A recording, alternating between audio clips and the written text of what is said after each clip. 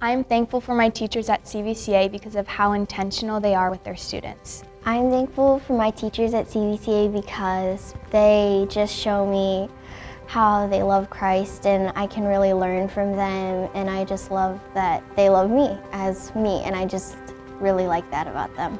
I'm thankful for my teachers here at CVCA because of the amount of care that they provide for the students and for the fact that they are willing to really take the time to encourage everyone and treat each student equally.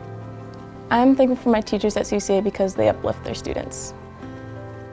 I'm thankful for my teachers at CVCA because they're not only my teachers but also spiritual mentors.